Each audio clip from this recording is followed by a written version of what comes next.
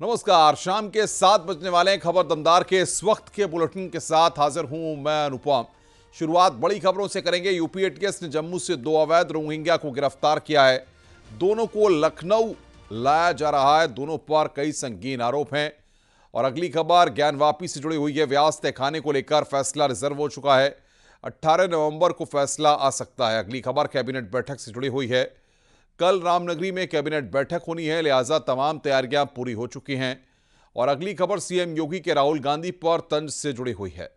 मध्य प्रदेश की चुनावी सभा के दौरान मुख्यमंत्री ने राहुल गांधी के उत्तराखंड दौरे पर गजब का तंज कसा है, जबकि आखिरी खबर एल्विश यादव से जुड़ी हुई है। पूछताछ के लिए एक बार फिर एल्विश यादव को तलब किया गया है।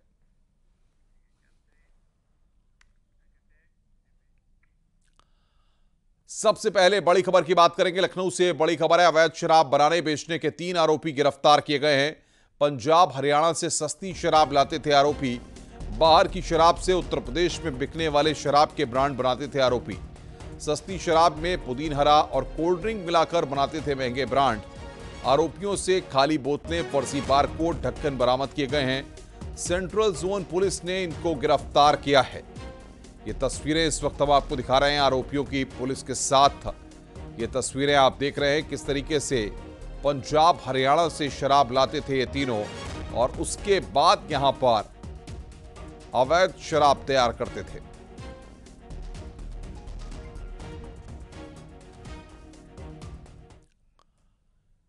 यूपी एटीएस ने छत्तीसगढ़ से संदिग्ध आतंकी वजीरुद्दीन को गिरफ्तार किया है। अब्दुल्ला अरसलान और माज बिन तारिक से मिली जानकारी पर एक और संदिग्ध आतंकी गिरफ्तार किया गया है।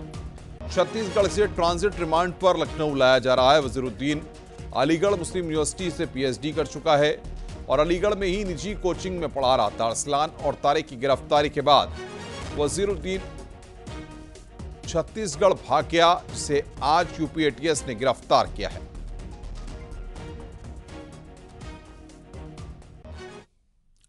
अवैध रोहिंग्या मुस्लिम मोहम्मद हुसैन को यूपी एटीएस ने गिरफ्तार किया। 25,000 के इनामी मोहम्मद हुसैन को नरवाल जम्मू से एटीएस की टीम ने गिरफ्तार किया है। आरोपी मोहम्मद हुसैन को ट्रांजिट रिमांड पर लखनऊ ला रही एटीएस की team Bharat Bangladesh international border से रोहिंग्या बांग्लादेशी मुस्लिमों को अवैध तरीके से भारत में दाखिल कराने के सिंडिकेट का सदस्य है। मोहम्मद हुसैन मानव तस्करी के इस गिरोह के 5 आरोपियों को एटीएस पहले ही गिरफ्तार कर चुकी है। रोहिंग्या बांग्लादेशी बच्चियों के शोषण के लिए तस्करी करता है ये गिरोह।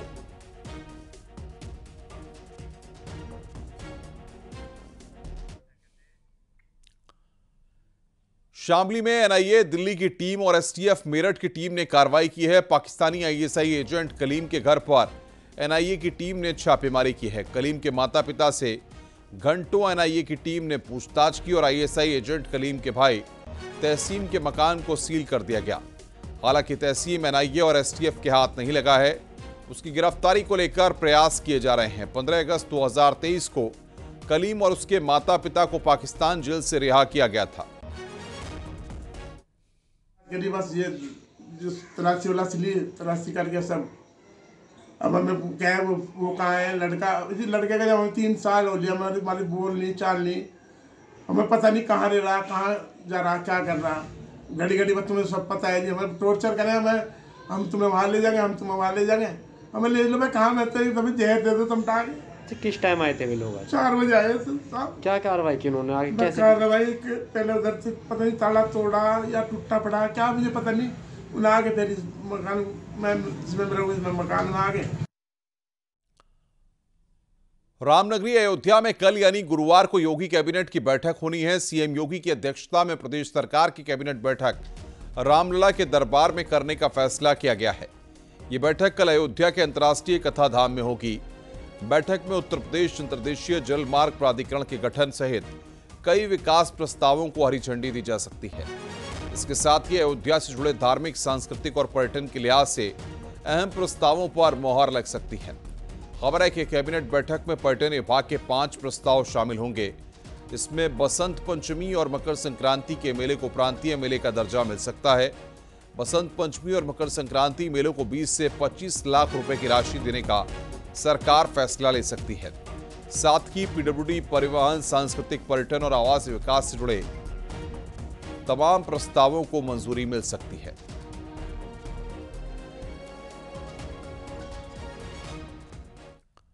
रामलला के प्राण प्रतिष्ठा समारोह को लेकर देश भर में उत्साह का माहौल है और इस बार दीपोत्सव को भी भव्य करने की तैयारी हो रही है। वहीं अयोध्या में कैबिनेट की बैठक योगी सरकार का ऐतिहासिक फैसला है। वैसे तो कैबिनेट की बैठक राजधानी में ही होती है, लेकिन यह दूसरा मौका होगा जब कैबिनेट की बैठक लखनऊ से बाहर की जा रही है। इससे पहले सीएम योगी आदित्यनाथ लखनऊ से बाहर कैबिनेट बैठक करा चुके हैं। 29 जनवरी 2019 को प्रयागराज में कुंभ मेले के दौरान मेला स्थल पर ही कैबिनेट की बैठक हुई थी। उस बैठक में योगी सरकार ने मेरठ से प्रयागराज तक गंगा एक्सप्रेसवे का निर्माण कराने का निर्णय लिया था। अब रामलला के दरबार में कैबिनेट की बैठक होने वाली है। उम्मीद है कि इस बार अयोध्या समेत कई धार्मिक स्थलों में विकास के लिए प्रस्ताव लाए जा सकते हैं।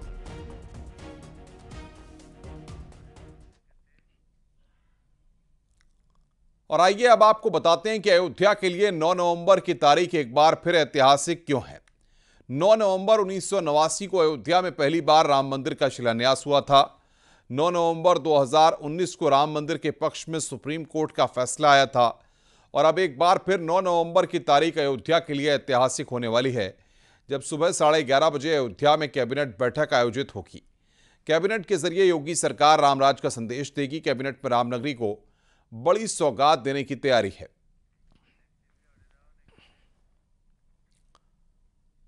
मध्य प्रदेश के उदयपुरा में सीएम योगी ने राहुल गांधी के केदारनाथ दौरे पर कहा है कि यहां चुनाव है, वो दर्शन कर रहे हैं, चुनाव में सामना करने की हिम्मत नहीं है। मध्य प्रदेश में चुनाव चल रहे हैं, छत्तीसगढ़ में चुनाव चल रहे हैं, राजस्थान में चुनाव चल रहे हैं और कांग्रेस पार्टी के मुखिया के रूप में राहुल गांधी इस समय केदारनाथ धाम की यात्रा कर रहे हैं। यानी उन्हें मालूम है जनता जनार्दन क्या परिणाम देने वाली है और इसलिए वे चुनाव का सामना करने की हिम्मत नहीं कर पा रहे हैं। खबर मथुरा से, जहां पर पुलिस सुरक्षा में रहे साधु की हत्या और डकैती डालने आए बदमाशों से पुलिस की मुठभेड़ हुई। पुलिस मुठभेड़ में 4 बदमाश घायल हुए हैं। 7 बदमाशों ने घिरता देखकर सरेंडर कर दिया। पुलिस ने घेराबंदी करते हुए कुल 11 बदमाशों को पकड़ा है। पुलिस ने इनके कब्जे से तमंचा, गाड़ी, रस्सी, मोबाइल समेत अन्य सामान बरामद किया है। खुलासा यह हुआ है कि साधु राजशेखर स्वामी की हत्या और डकैती की सुपारी उन्हीं के बेटे केशव दास ने दी थी। पकड़े गए बदमाश बिहार, टूंडला, गाजियाबाद, मथुरा के रहने वाले हैं। बता दें कि आरोपी बेटे केशव दास का पिता राजशेखर स्वामी से आश्रम को लेकर विवाद चल रहा था। जब इनको घेरा गया तो इन्होंने पुलिस पर फायरिंग की, जिसके जवाब में पुलिस द्वारा फायरिंग की गई और इसमें 4 अभियुक्त के पैर में गोली लगी है, जो घायल हैं, जिनको जिला अस्पताल भेजा गया है। 11 अन्य अभियुक्तों को गिरफ्तार किया गया है।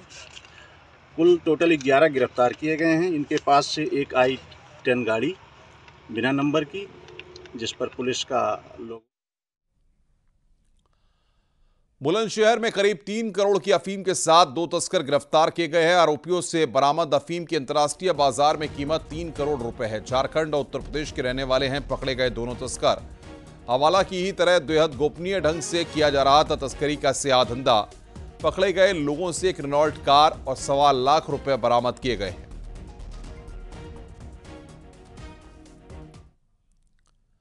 ज्ञानवापी परिसर स्थित व्यास जी के तहखाने मामले से जुड़ी बड़ी खबर है। व्यास जी के तहखाने मामले में फैसला रिजर्व किया गया। 18 नवंबर को फैसला आ सकता है। जिला जज की अदालत में आज बहस हुई। डीएम की सुपुर्दगी में देने की मांग की गई है। शैलेंद्र पाठक की ओर से वाद दाखिल किया गया। अंजुमन इंतजामिया मसाजिद की ओर से दाखिल की गई थी आपत्ति। मस्जिद पक्ष यानी कि अंजुमन इंतजामिया मसाजिद की ओर से कब्जे की आशंका जताई गई है। वाद में कहा गया है कि व्यास जी का तहखाना सालों से उनके परिवार के कब्जे में रहा है। साल 1993 के बाद प्रदेश सरकार के आदेश से तहखाने की और बैरिकेडिंग कर दी गई। वर्तमान में नंदी जी के सामने स्थित व्यास जी के तहखाने का दरवाजा खुला हुआ है। ऐसी परिस्थिति में अंजुमन इंतजामिया मसाजिद कमेटी तहखाने पर कब्जा कर सकती है। इसलिए व्यास जी का तहखाना जिलाधिकारी की सुपुर्दगी में दे दिया जाए। में क्या हुआ और क्या मांग है, इस पर बात करने के लिए हमारे साथ खुद विष्णु शंकर जैन जी हैं। विष्णु जी, क्या आप लोगों की मांग थी और क्या मस्जिद पक्ष की आपत्ति थी? देखिए, ऐसी स्थिति है कि इस समय ज्ञान व्यापी परिसर जो 1996 में था और जो आज है उसमें बहुत बड़ा फर्क है। 1996 में जो व्यास परिवार का तहखाना है, जो ठीक नंदी के सामने इस तथाकथित मस्जिद की पश्चिमी साइड पे, सदन साइड पे, वहाँ पे इस समय दरवाज़ा टूट चुका है और वहाँ पे इस समय ऐसी स्थिति है कि अंजुमन इंतजामिया उसमें कभी भी कब्जा कर सकती है। इसलिए हमने ये केस फाइल किया है व्यास परिवार की तरफ से और मांग की है कि वहाँ पे तुरंत डिस्ट्रिक्ट। और इस बीच प्रयागराज से बड़ी खबर आ रही है। मथुरा बांके बिहारी मंदिर से जुड़ा हुआ मामला, प्रस्तावित कॉरिडोर पर हाईकोर्ट में बहस पूरी हो गई है। हाईकोर्ट ने फैसला सुरक्षित रखा है। दिवाली के बाद फैसला सुना सकती है कोर्ट। यूपी सरकार मंदिर के चढ़ावे और चंदे से कॉरिडोर का निर्माण करना चाहती है, जबकि मंदिर की सेवायत यानी पुजारी इसका विरोध कर रहे हैं। कोर्ट अपने फैसले में यह तय करेगी कि कॉरिडोर का निर्माण यूपी सरकार कराएगी या फिर मंदिर में आने वाले चढ़ावे और चंदे की रकम से इसका निर्माण कराया जाएगा। चीफ जस्टिस प्रीतिंकर दिवाकर और जस्टिस आशुतोष श्रीवास्तव की डिवीजन बेंच ने अपना फैसला इस मसले पर सुरक्षित रख लिया है।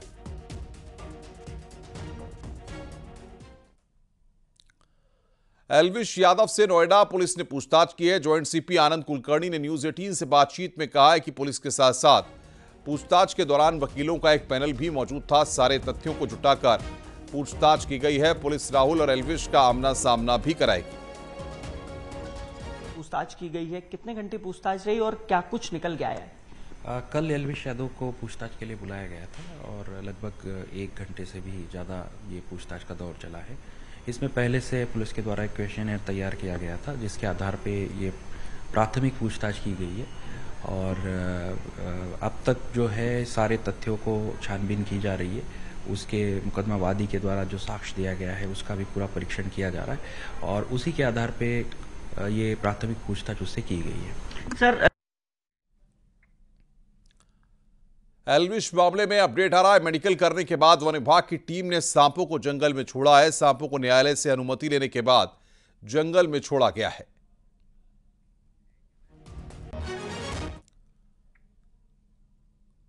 सहारनपुर में कुख्यात अपराधी नीरज बवाना को आज देवबंद डीजे कोर्ट में एक मुकदमे में पेशी पर लाया गया। दिल्ली के तिहाड़ जेल से कड़ी सुरक्षा के बीच नीरज बवाना को कोर्ट में पेश किया गया। नीरज बवाना को लेकर पूरे कचहरी परिसर को छावनी में तब्दील कर दिया गया था। नीरज बवाना एक डॉक्टर को गोली मारने के मामले में आरोपी है। देवबंद डीजे कोर्ट में पेश करने के बाद उसे पुलिस वापस तिहाड़ जेल ले गई।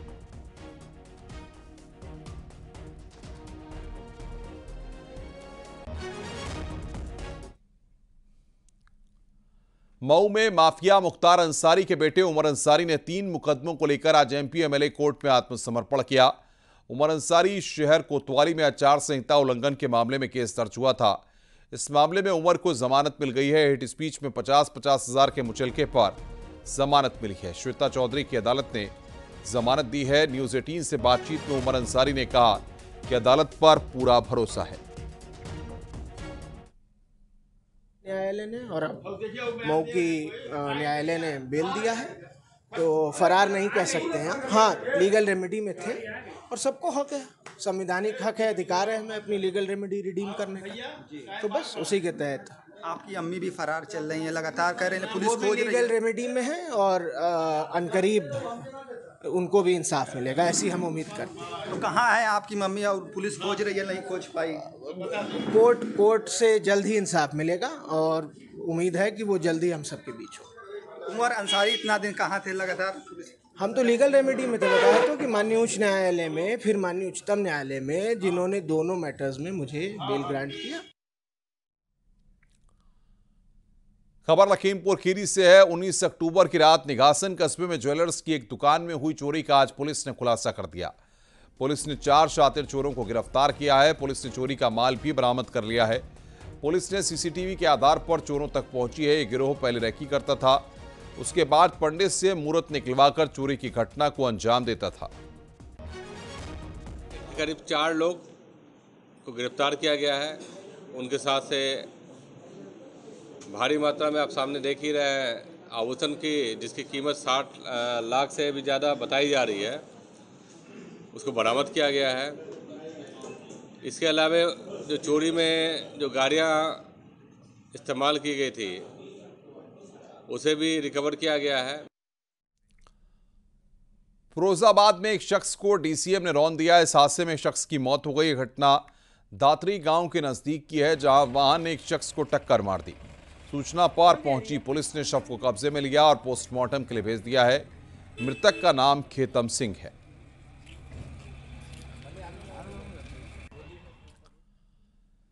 फिरोजाबाद में ही ट्रक ने बाइक को टक्कर मार दी। इस हादसे में एक शख्स की मौत हो गई जबकि 2 लोग घायल हुए हैं। फिलहाल पुलिस मामले की जांच में जुटी हुई है।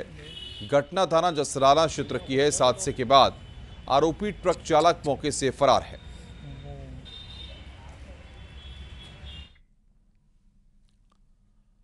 खबर मथुरा से। यहां पर गुरु शिष्य के पवित्र रिश्ते को कलंकित करने वाली खबर सामने आई है।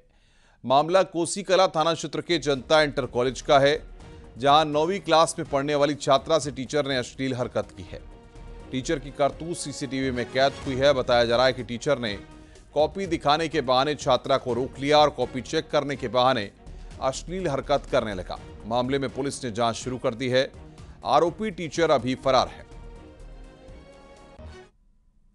छात्रा के साथ करने का इसके संबंध में तत्कालीन मुकदमा दर्ज कर लिया गया है और शिक्षक की गिरफ्तारी के प्रयास किए जा रहे हैं। जल्दी इसको गिरफ्तार करके खबर वाराणसी से है। आईआईटी बीएचयू में छात्रा से छेड़खानी के मामले में अब तक कोई गिरफ्तारी नहीं हुई है, जिसके कारण आईआईटी बीएचयू के छात्र एक बार फिर धरने पर बैठे हुए हैं। छात्रों ने मामले में स्पेशल इन्वेस्टिगेशन की मांग करते हुए पूरे घटना पर सीबीआई जांच की मांग की है। आईआईटी बीएचयू के स्टूडेंट पार्लियामेंट में धरने का आह्वान किया। इसके बाद सुबह छात्र डायरेक्टर ऑफिस के बाहर धरने पर बैठ गए। छात्र छेड़खानी के मामले में गिरफ्तारी न होने पर नाराज हैं। विक्टिम को जस्टिस मिलनी है, क्योंकि अभी ये इंसिडेंट से 7-8 दिन हो गए हैं एंड अभी तक इसमें कुछ प्रॉपर लीड नहीं है एंड कल्प्रिट्स अभी तक पकड़ा नहीं गया है। एंड अभी वो कल्प्रिट्स भी कहाँ हैं, पुलिस के पास कुछ इन्फॉर्मेशन है वो हमें लग नहीं रहे एंड पुलिस की साइड से ही कुछ ऐसे फॉल्स हो चुके हैं जो हमें सही नहीं लग रहे हैं एंड डाउटफुल भी लग रहे हैं। तो उसी चीज़ से हम पुलिस के ऊपर दिन ब दिन कॉन्फिडेंस कम होते जा रहे हैं एंड हमें जल्दी वो जो कल्प्रिट्स हैं उनको पकड़ना है एंड उनको जो सजा है वो देना चाहिए। खबर फिरोजाबाद से है, जहां पर खाद्य सुरक्षा एवं औषधि विभाग की टीम ने गांव मोड़ा में नकली देसी घी बनाने वाली एक फैक्ट्री को पकड़ा। फैक्ट्री में 3000 लीटर नकली घी तैयार मिला है। घी को केमिकल, रिफाइंड और अन्य पदार्थों से मिलाकर तैयार किया जा रहा था। मौके से ब्रांडेड कंपनियों की पैकिंग के वनस्पति और देसी घी के टिन बरामद हुए हैं। नकली घी में इस्तेमाल होने वाले केमिकल समेत घी के नमूने लेकर जांच के लिए भेजे गए हैं।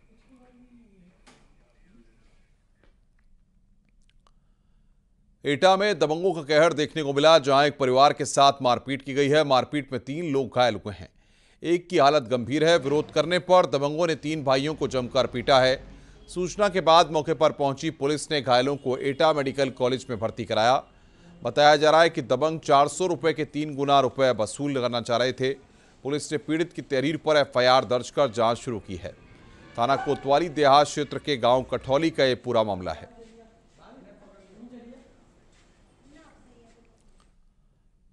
गाजियाबाद में कुमार विश्वास के काफिले में मौजूद सुरक्षा कर्मियों पर एक डॉक्टर को पीटने का आरोप लगा है। बताया जा रहा है कि अलीगढ़ जाते समय हिंडन नदी के पास डॉक्टर को पीटा गया है। विवाद ओवरटेक को लेकर हुआ था। मारपीट में डॉक्टर को गंभीर चोट आई है। विवाद होने के बाद कुमार विश्वास अलीगढ़ के लिए रवाना हो गए हैं। इस मामले में कुमार विश्वास ने डॉक्टर पर पुलिसकर्मियों के साथ मारपीट का आरोप लगाया है। मामले में पुलिस से शिकायत की गई है।